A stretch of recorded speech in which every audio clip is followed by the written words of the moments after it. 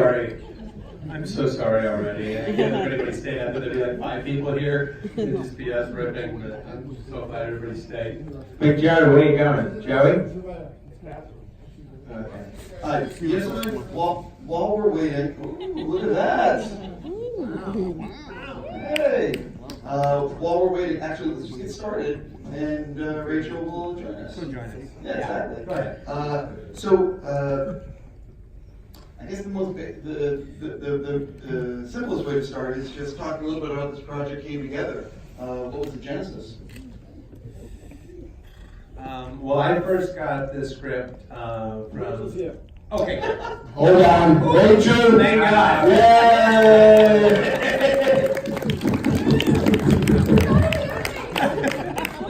In the bathroom? Hello, sorry about that. So now it's the real beginning. Okay. Hello. By the way, I don't know how I have the tallest chair, but I'm short, so I say thank you. So to start things off, talk a little bit about the genesis of the project. How did this thing get off the ground?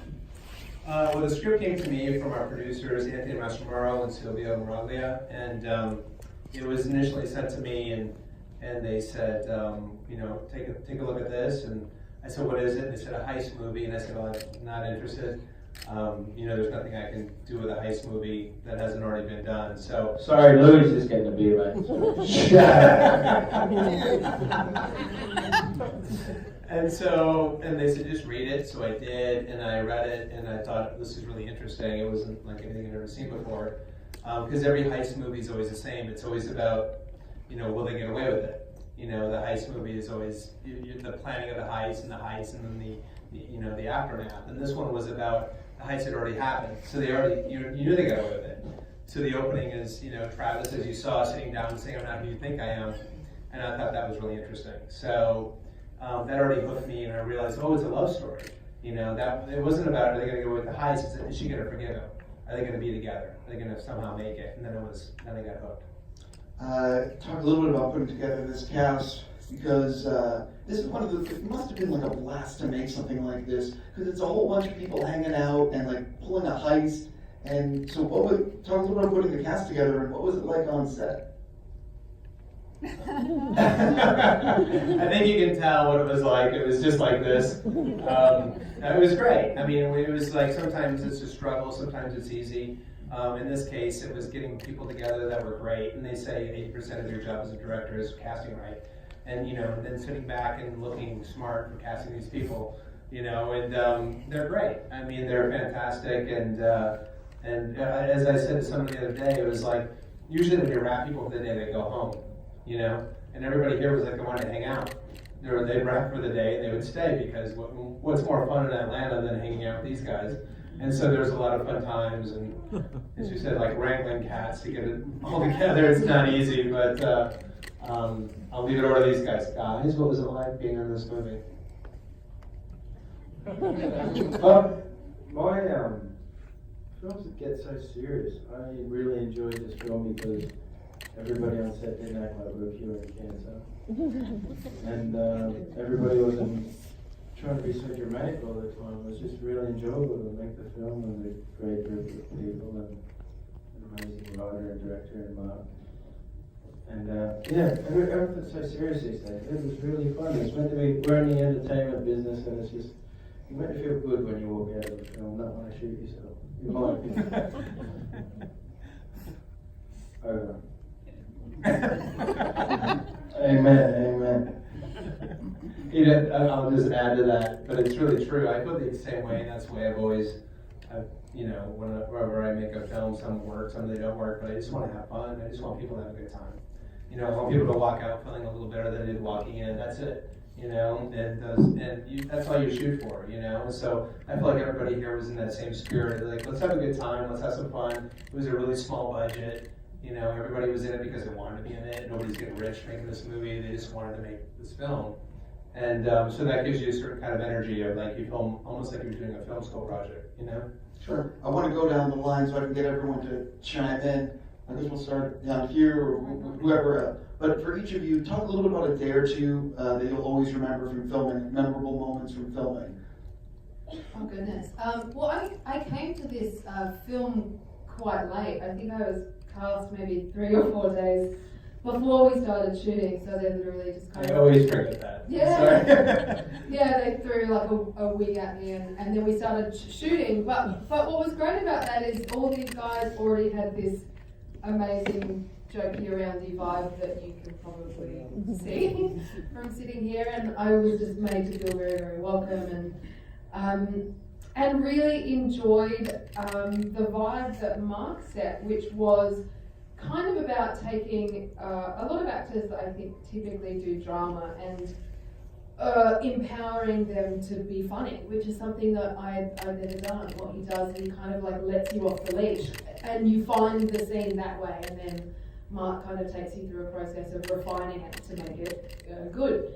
So it was nice kind of working in that modality. I'd never done it before. Out of 27 years of making You movies. have the microphone. You really can't hear me? You can't hear me? Really? Raise your hand. Anyway, out of 27 years of making movies, this is probably Can we the turn it down a bit? This is probably one of the best camaraderie of cast I've ever been on. I'm sorry, keep holding anything up. All right, probably 27 years of making films. This is probably one of the best films I've ever had, making with the cast. It was just like a family every night, having fun, having a blast, and it was great. Yeah, I second that. It was really fun, and it was great. There was a real creative vibe on the set, And this guy started talking to the camera all of a sudden, and that was just something that came out of, a creative freedom. I think that was fostered by Mark, and we were in a small town in Georgia, and just it was fun. Yeah, but we were in that little railroad. That was for most of it. Atlanta feels like a small town. Well, yeah, Mark did let everybody kind of do stuff, and he created it. I think Small town in Georgia. I don't know if you heard it called Atlanta. Backwards,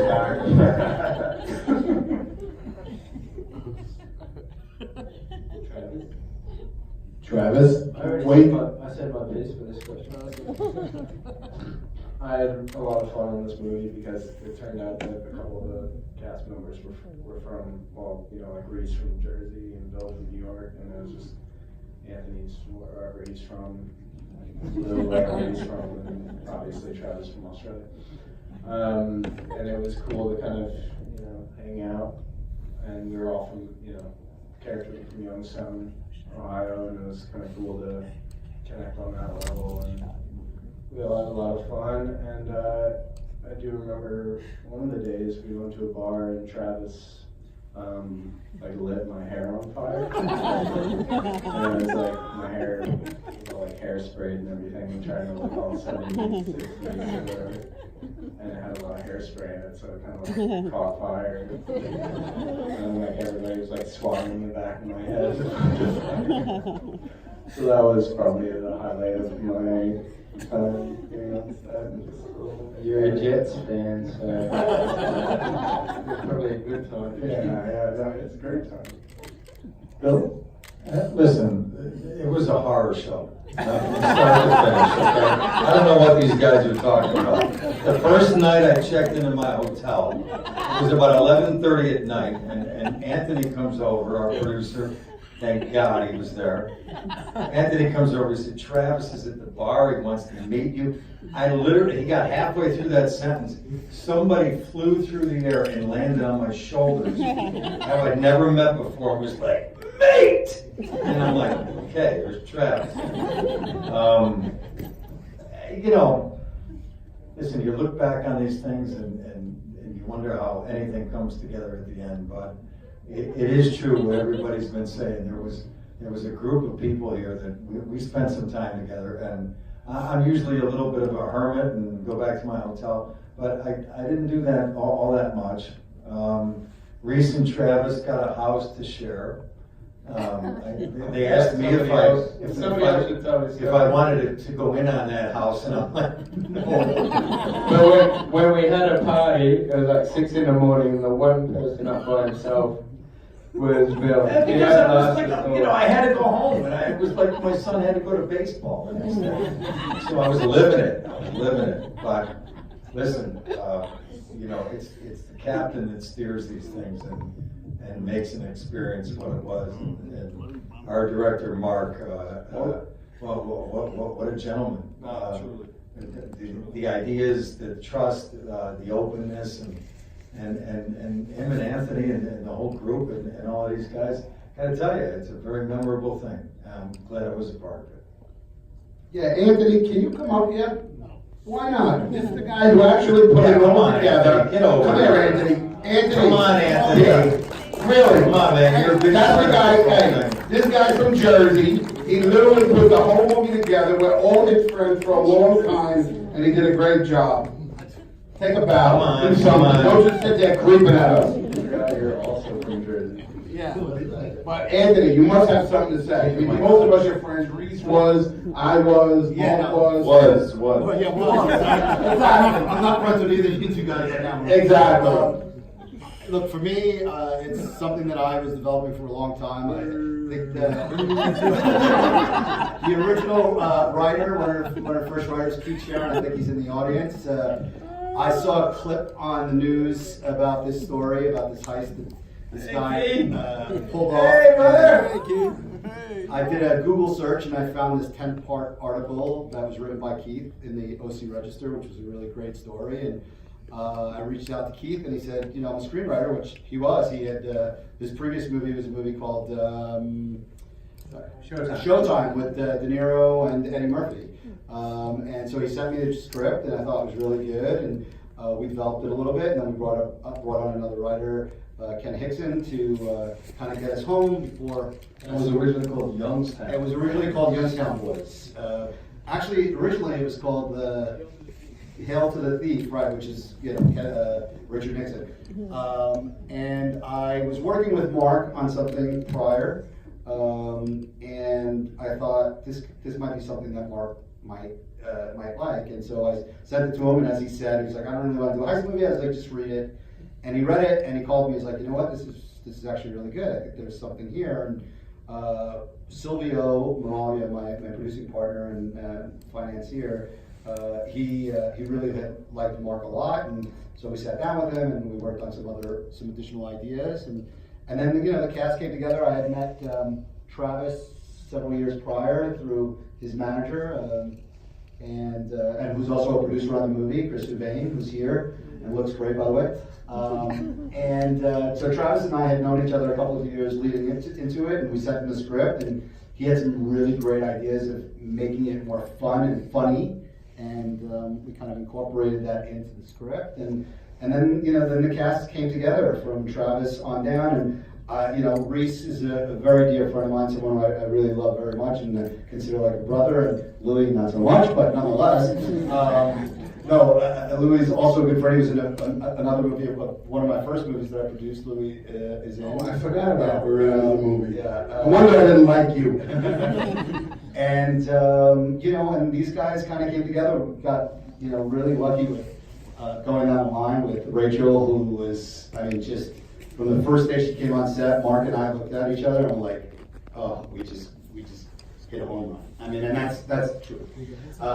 With Fichtner, Mr. Fichtner, I should say, the guy is he's just awesome. You watch the movie, he steals everything he's in. He's just fantastic. And Jake plays this incredible, subtle character who really pulls at your heartstrings. The relationship between, his character and the guy at the end here, Travis Fimmel. I would just watch the film. You don't have to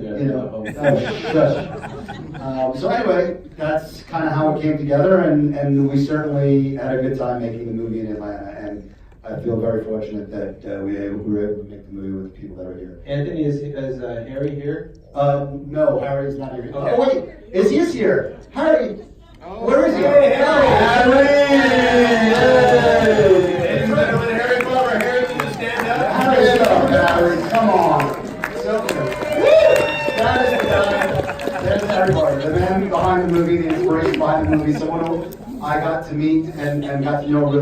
for this process because it was a long process. And his beautiful girlfriend, Darlene, is here as well. And yeah, so it's been a great ride, and it's been a fun process, and I'm really grateful to be here right now with everybody, and I want to thank everybody for that. But this film couldn't happen without Harry, but Anthony, all the credit to you, mate. This was nice to meet you, by the way, Harry. Yeah, you guys have to meet, yes.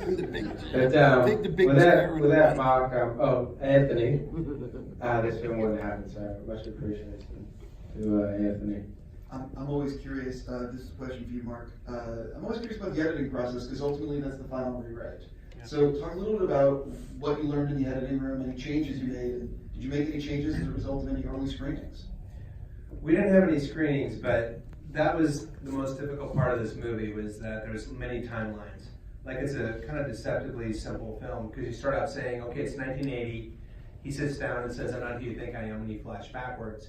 But it's not backwards and forwards twice. It's backwards and forwards about at least 5 times. So if you think about it, like 1980 in the diner is where it started. It goes back to about 1970 when you see him driving the car and the 8-track tape gets stuck. He hasn't made the gang yet. Then you go about maybe 1971, now he's made the crew.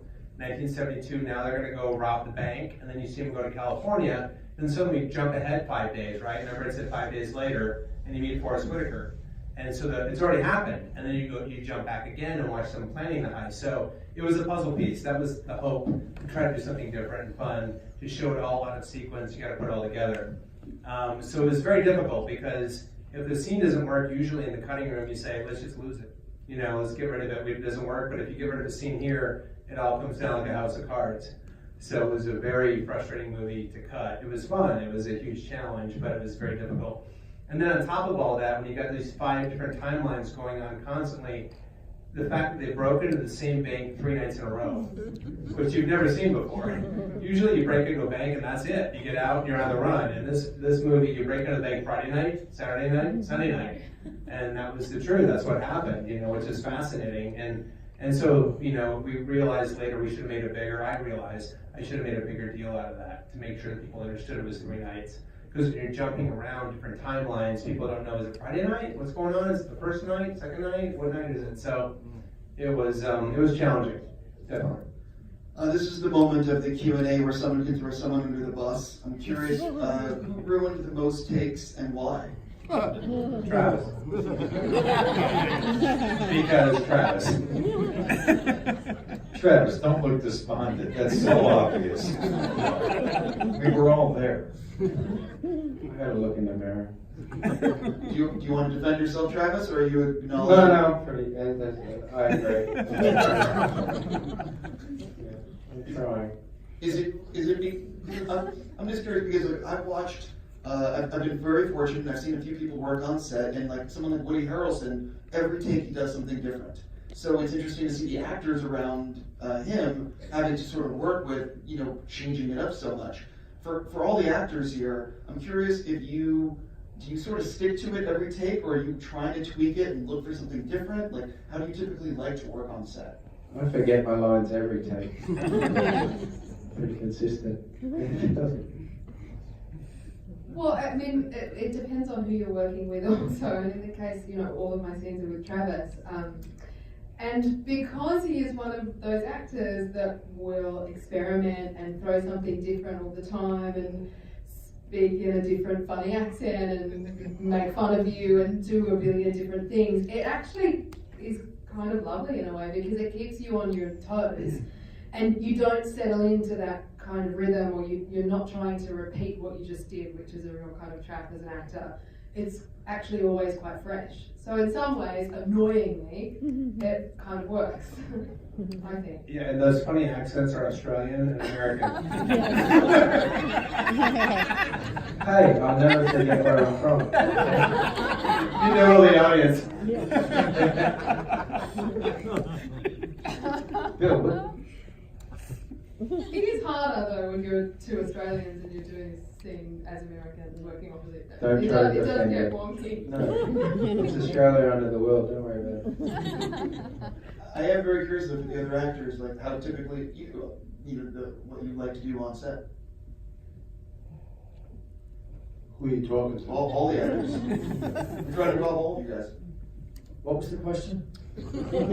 What you had for dinner? No. I was curious just about like how you like to work on set, because some people like to change it up on every take, and other people, you know, they're looking for something and they're very similar, you know, in every take. And I did, you know, basically how you like to do in between takes, and just how you like to work on set.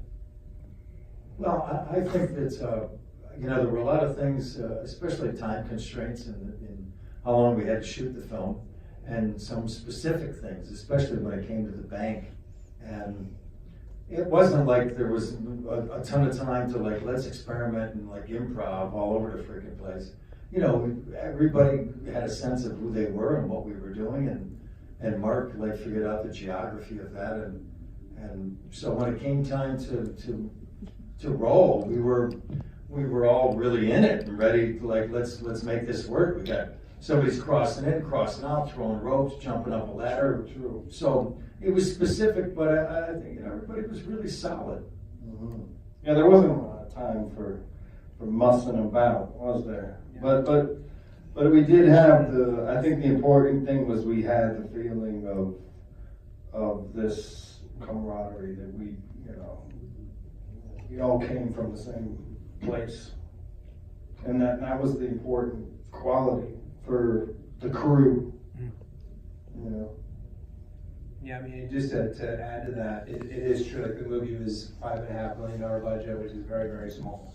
And so there's a lot of times that, I mean, when you watch the movie, that things that we would love to have another chance at, or a stunt that didn't quite work, or, you know, there's a lot of things that we wish you had more time for, but you just don't. So it's going back to like film school, it's like we're all hustling, you know? So there's not a lot of time to experiment and try things and whatnot. It's more like, okay, you know, 3 takes and you're out. We gotta keep moving, you know? So, and that can also bring like really great creative, you know, activity too. Like, you know, once you know that you have limited funds, limited time, you know, that kind of ups everybody up. There's no going back to your trailer and hanging out and waiting to get called. You're all just there waiting to go. It was fascinating to see, you know, you and Travis sort of develop the breaking the fourth wall thing on set. You know, that was something that you guys, that was fascinating, because that happened during the making of, you know, and it plays really well in the movie. Well, it's interesting because it's the kind of thing that sometimes you do it throughout a whole movie, and we just did it for like the first maybe 10, 15 minutes and we left it. You know, and we thought, can we do that? Is that okay? You know, and so there was like a lot of experimenting. You probably felt it. Like we were experimenting sometimes. Maybe this works, maybe it doesn't. You know, and maybe we can address the camera. But every time I felt like he addressed the camera, we had cut to Molly in the diner, and it was her reaction. So in a way, he was talking to her. So it wasn't like we were doing some breaking fourth wall, you know, just to the audience. It was talking to you. So once we had that construct of, you know, we're in a diner and I'm telling you a story about my life, I kind of felt like he was telling her the story. I'm always curious if anyone likes to borrow things from set, and did anyone borrow anything on this set that you, of course, are going to bring back? Jay's very quiet behind the guy with the Jay.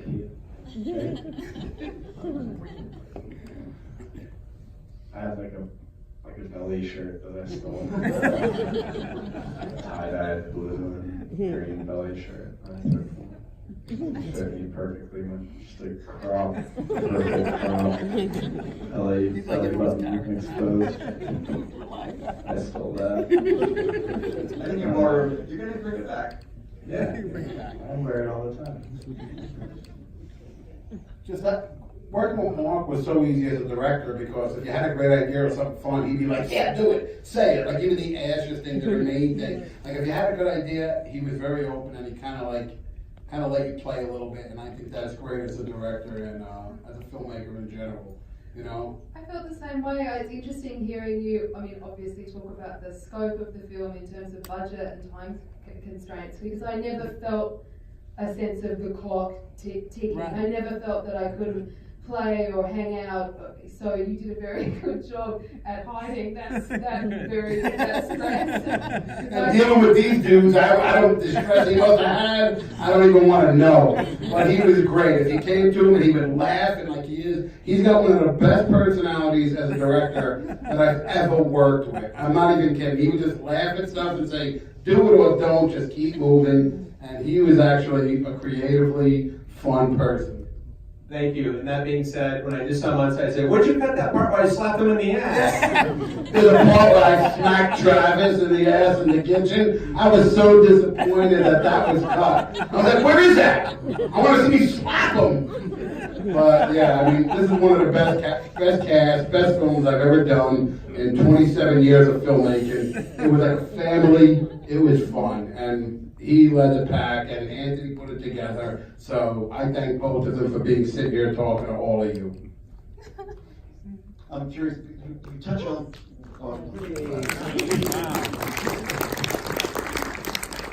You touch on, you had limited time, limited budget. You're in pre-production. What's the sequence that you are just absolutely nervous to pull off? I think it's, for me personally, it was stunts. Because if you don't have, first of all, well, I should say stunts are period. Period's expensive. You know, if you want to make a little $5 million movie and it's two people talking in a diner, it's easy, or on a road trip. But when you're doing a period film, you got period cars, period hair, period costumes, and it gets expensive. And songs, you guys heard all the songs. It's not cheap, you know, but that really was important to me to set the period. So for me it was that, and it was stunts, because when you only have, like people say, like, you know, why didn't you get the Mustang from Bullitt? Like, we couldn't afford it. You know, we could buy 2 cars, and so we got the GTOs, one to drive, one to crash. But the one that we could drive died. So we only had 1 car. So we're like, can't crash it. So if you look really closely at the when he jumps the car, the cops are chasing him, and he goes airborne, it's all cut, because we couldn't, you know, we were afraid that if it died, we'd be dead. So it's that kind of thing. It's like every, and I've made movies with $100 million budgets, and then movies like this, like $5 million budgets, but it's funny because it all ends up the same. It all ends up in my backyard, like me with high heels, putting out cigarettes, insert shots. You know, it's all, it's true. It's always independent filmmaking at the end of the day. You know, it's in the back of my house. It's really sad. It's always like, that's a wrap, and it's really my house. Doing inserts and shit. And, so it's very funny. But the stunts was the big thing, because you're like, if this doesn't work, you know, if you crash that car, we're done. We're wrapped. It's over, you know. So you're constantly worried about that, and just worried about money, you know, which you don't want to think about when you're making a movie, but when it's a really tight budget like this, you have to think about it. This is a question, we only have a few minutes left, and I want to make sure that, I'm curious for everyone on the line, I'm curious if you remember what it was that got you wanting to be an actor or a director, like what excited you as a kid and said, oh my God, I want to do this. Was it a performance? Was it a movie? If you could share. Oh God. Well, I'm an only child, and I think we're strange people a little bit. And I just remember as a kid having a bunch of games that were based in imagination. So I guess I could draw a link between the two. You know, I was hanging out on my own a lot, which sounds desperately lonely. It wasn't. It was lovely. It was a lovely childhood. But yeah, I think that sense of make believe and play maybe. Yeah. For me, it was Jaws. For me, it was The Odd Couple. I was a big TV kid growing up. Gary Marshall was a huge idol of mine. Grew up in the Bronx. Did all it in 1980. Had the 3 top TV shows on ABC. You know, Happy Days, Laverne and Shirley, Mork and Mindy. And I used to watch The Odd Couple as a kid. I still TiVo it. I still watch them. I have them on DVD. And that's where most of my humor and my inspiration to become an actor has come from. I saw Silverado in 70 millimeter in Times Square when it came out. That was the first movie I saw in the theater. I don't think that I, at the time, thought, you know, this is what I want to do. I mean, I was 5 years old, but 6 years, 7 years old, something, I don't know. But, you know, the scope of that movie and the sort of cinematicness makes you want to be involved.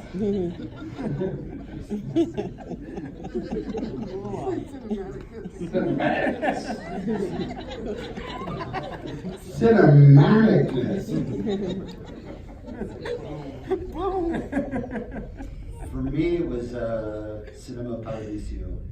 When I saw that movie with my dad, I was completely blown away, and I didn't even know what it meant to actually make a movie or what that remotely, consisted of. But that was a movie that really inspired me and got me to really start paying attention more, I guess. It's Tom Cruise in Legend. It's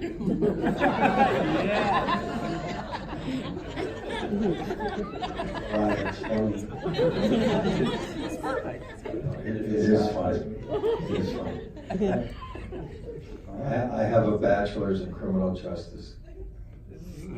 I do. Do you really? There's a little film starring Joseph Swiderski in Count Dance 2. Is he still alive? My biggest inspiration is Lombardi. You're broken. In 24 or Sopranos? Somebody's paying for this mic. And it's not me. Oh my God. He said his inspiration was Louis Lombardi. Thank you, Travis. Don't give him another mic. I don't know how I respond to that. Pretty awesome that you all came out tonight. So another question I've been asking a lot of people recently, and it's another one that's going to go down the line. For the actors, what TV show would you love to guest star on? And what TV show would you love to guest direct, guest produce? Should we start down the other end? Oh, definitely start with Travis. Yeah, Travis, what TV show would you love to guest star on? Seinfeld. That's totally valid, by the way. I know a lot of people do classic shows. It's true. Top 10. Boy, you just dated yourself, those who laugh.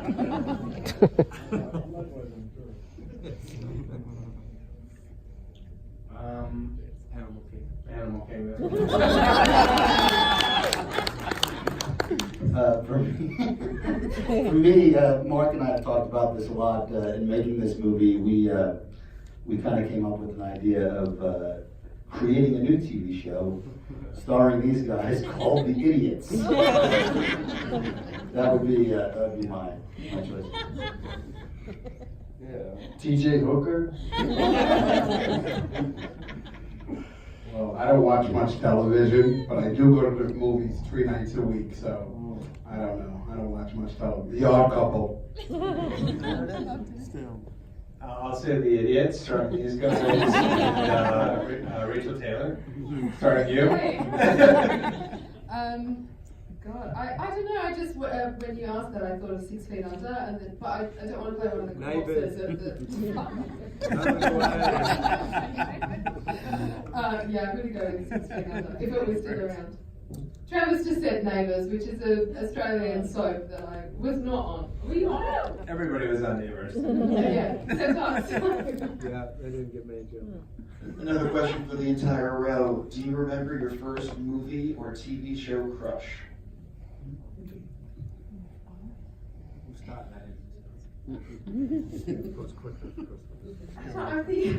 I think I'm thinking of the movies like I get maybe like Bruce Willis in the first Die Hard or something like that. Yeah, what's that? John McClane. What about him? He was great. Tom Cruise, legend.